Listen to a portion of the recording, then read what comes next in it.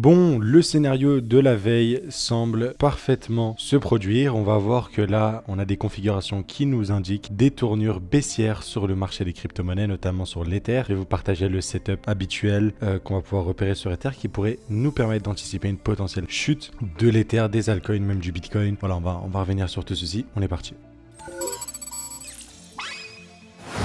Donc hier quand on s'est laissé, on s'est laissé à peu près ici, je vous ai dit qu'on laissait des EQH et je pensais qu'on allait taper une fois, deux fois, peut-être trois fois. En tout cas, on aurait une liquidation de ce niveau-là qui serait le début qui marquerait la distribution. Je vous ai dit aussi en l'occurrence qu'on risquerait d'aller chercher ces niveaux-là et revenir dans l'imbalance. C'est exactement ce qu'on a eu. Retour dans l'imbalance. Et là, vous l'avez vu, on a tapé une fois, deux fois, mais non seulement une troisième fois. Donc là, pour le coup, on est sur création d'une résistance. Je m'attends à ce que cette résistance soit liquidée pour ensuite inverser la structure à la baisse. Ok, je vous le rappelle, ce setup de distribution, c'est un setup très utile, très pertinent à utiliser au quotidien qui va vous servir, je pense. Enfin, j'en suis sûr, c'est littéralement comme ça que la plupart des dumps se produisent et on l'a déjà vu à de multiples reprises. Voilà, création de résistance, liquidation à la hausse, boom, dump.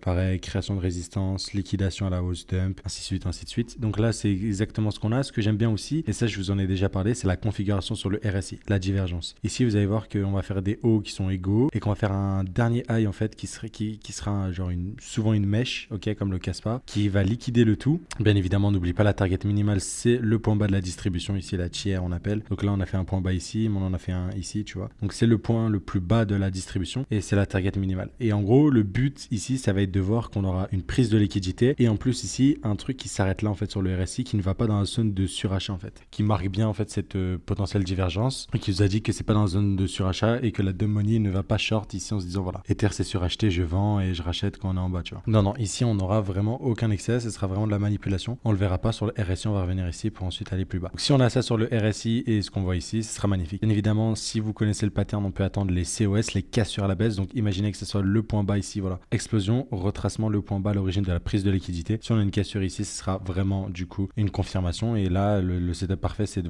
mettre son stop loss ici, sur le high qui doit être protégé si la manipulation est validée. Visez tout d'abord la tiers pour au moins bouger le stop loss, mais visez potentiellement la continuation baissière sur notre ami Ether. C'est ce qui est potentiellement envisageable et c'est ce qu'on avait évoqué. Pareil sur BTC, on est revenu parfaitement dans l'imbalance et là en l'occurrence, il semblerait que on ait la possibilité quand même, comme sur l'Ether, d'aller un petit peu plus haut, je pense. Même si ici on avait parlé d'une potentielle distrib et voilà, j'avais mis la trendline baissière, il y avait aussi voilà cette résistance là qu'on a liquidée avant de dump. C'est toujours la même chose et ça se traduit même sur le RSI. Je vais vous le montrer juste ici. Ce sera des exemples que vous allez pouvoir utiliser. Donc si je vais en 30 minutes pour analyser le truc, voilà quoi, tu vas avoir un excès, etc.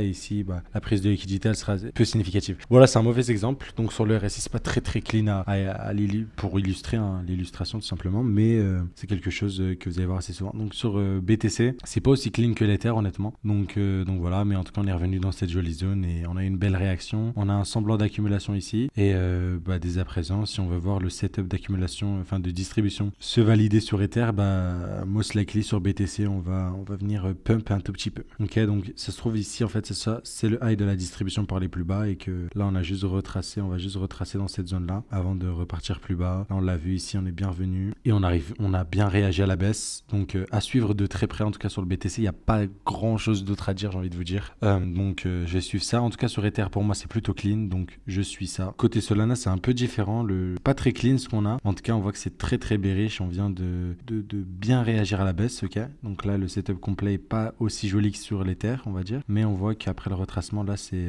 des gros mouvements baissiers et on vient de laisser des potentiels EQL, donc une zone de liquidité qu'on va venir liquider tout simplement. Donc là, retracement à la hausse et la prochaine target c'est en dessous de ces niveaux-là côté Solana. En tout cas, très tourné sur le bas, vers le bas, pardon. Et voilà, ça continue. Je pense qu'ici on a eu le potentiel top et qu'on s'apprête à faire potentiellement encore des plus bas sur notre ami Solana. Donc la création de QL, la retracement, enfin structure tournée à la baisse, j'ai envie de vous dire, avant d'avoir quelque chose de bullish, il va falloir casser les highs, ce qu'on n'a pas pour l'instant. Donc il est possible que le high local maintenant ça soit celui-là et qu'on attaque les bottoms ici. Comme je vous l'ai dit, cette semaine elle sera cruciale. Donc on a eu les clôtures weekly qui sont assez clean. Il va falloir voir ce qui se passe du côté SP500 Nasdaq, si on aura des dumps comme ici ou non. Là, ça commence à bien compresser, bien stagner. C'est souvent en fait ces phases-là avant un mouvement impulsif. Donc là, on l'a vu, belle compression, tu vois, des petites bougies comme ce qu'on a ici. Celle-là, c'est même un petit peu plus long et c'est très très souvent de cette manière-là, tu vois, des grosses zones de compression, avoir des bons mouvements de volatilité. Et c'est ce qu'on observe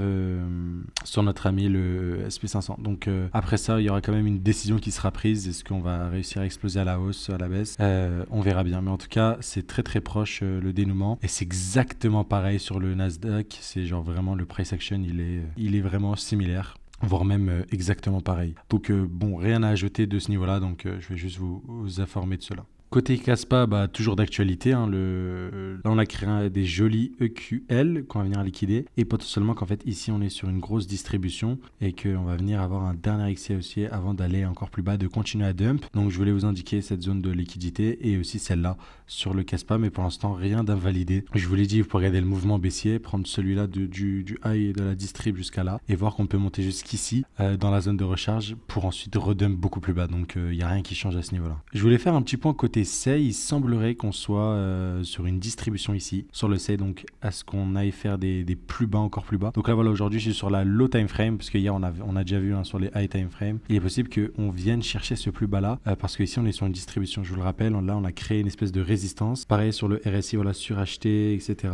Et là on vient faire un petit point haut pour liquider tout le monde un petit peu plus haut, mais sans faire de plus haut par rapport à ici. Donc c'est assez intéressant et on le voit si je regarde sur la plus petite time frame, je peux même aller en 5 minutes. Ici, on a une jolie distrib. Pareil, genre création de liquidité, chasse des liquidités pour aller plus bas. Et comme d'hab, high, suracheté et toujours ce concept-là de la distribution où tu as une jolie divergence. C'est souvent comme ça dans les tops. Donc là, la target minimale de cette distrib, on n'oublie pas, c'est ce niveau-là. Je vais le mettre ici. Donc là, ça fait beaucoup de traits. Si je reviens sur du 1 heure pour revoir un peu, c'est ce niveau-là qu'on va chercher. Et si on est sur la grosse distrib, il y a ce niveau-là aussi à venir chercher sur notre ami le SEI. Et quand on regarde bien évidemment sur un petit peu plus haut sur la time frame, donc je peux aller sur du 12 heures et tout, je peux regarder le dump, on est dans une belle zone de recharge, on est dans les 0,618. Donc ça colle. Personnellement, voilà, ça m'indique que je ne rachète toujours pas de SEI, voire même je peux le vendre si j'en ai encore. Tout simplement. Côté rune, on avait bien anticipé ce dump là. Et là, c'est pareil que le SEI. Donc voilà, c'est vraiment un épisode un peu axé distribution, mais vous allez voir, c'est toujours comme ça. Là, on a eu une jolie distribution. Création d'une résistance. Là, elle est très très clean. Donc je peux vous la mettre comme ça, création d'une résistance, liquidation. Et ensuite, on a cassure à la baisse. Donc la cassure à la baisse, elle se fait de ce point bas là. Et là, c'est genre, comme je l'ai dit, tu rentres ici sur le niveau là. Vous pouvez rentrer soit la cassure, soit dans le retracement. Ok. Et tu vises soit la tiers, soit tu vises la continuation baissière. Donc tu vises en gros ça sur le truc. Mais dès que tu as touché la target minimale de la distrib ici, tu peux ajuster ton stop loss, etc. Personnellement, ce que je ferais, c'est que je diminuerais un peu pour éviter les risques de se faire sortir. Mais on n'oublie pas, quand on regarde le dump, on peut monter jusqu'ici dans la zone. Donc faut bien vérifier que là, on ait noté un high et qu'on fasse des plus bas. Mais voilà, donc c'est une config qui est très très utile et que je vous invite à vraiment maîtriser. D'ailleurs, si jamais ça vous intéresse d'apprendre tous ces concepts et de rejoindre le mentorat que je propose, vous pouvez réserver un petit appel gratuitement avec nous. C'est totalement gratuit. On discute pendant 15 minutes, vous posez vos questions vis-à-vis de l'accompagnement et voilà. Donc le but vraiment de cet accompagnement, c'est de vous accompagner pendant 1 an et de vous apprendre les smart money concepts, vous apprendre que ce soit en fait tout simplement analyser les charts, peu importe la time frame. Donc si vous êtes des gens intéressés par le scalping, qui veulent là être en 1 heure, faire des positions comme je les montre ici, comme on a pu le prendre auparavant sur la chaîne, voire des gens qui sont plus investissements, qui veulent juste avoir des bonnes targets d'achat, comme on a identifié les demand, etc.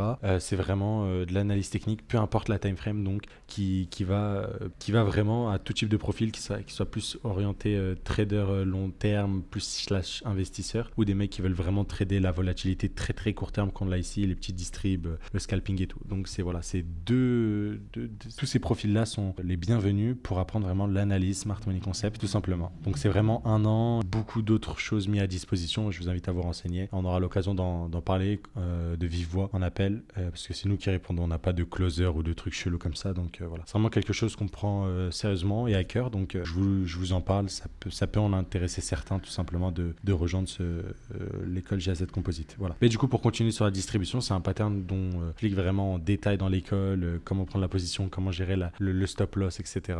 et tout ce qui s'ensuit. Donc c'est pour ça que je vous en parlais. Mais voilà, en gros, c'est typiquement le genre de pattern qu'on veut voir. Et on apprécie donc sur le rune très très bien. Côté AAV, je voulais faire un petit point, mais voilà, on est toujours sur cette zone d'accumulation, honnêtement. Moi, ce qui me fait peur au final sur le AAV, c'est que le potentiel bottom ne soit pas in. Techniquement, on pourrait interpréter en fait que l'accumulation soit in avec cette trendline et qu'on ait des cassures. Donc ça, certes, ça me va. Mais on peut aussi interpréter comme quoi ici, on a genre un joli support à liquider. Alors, pour l'instant, bah, la structure me paraît plutôt haussière après la cassure de ce niveau-là. Tu vois, prise de liquidité, cassure, donc ça me va. Donc du côté AAV, je pense que ce qu'on peut faire d'un point de vue analyse ici, étant donné que voilà, il y a ces actifs peu liquides, que des fois c'est des EQL qu'on n'est pas obligé de comptabiliser, surtout les excès baissiers comme ces paires-là, ok, quand il y a des panic sell avec des gros mouvements impulsifs comme ça. Donc je pense qu'ici on a le bottom au vu de la structure qu'on voit ici. Par contre, du coup, il ne faudra pas qu'on casse cette dimen de là. Et du coup, cette dimen de là est une très belle zone d'achat pour notre ami AAV.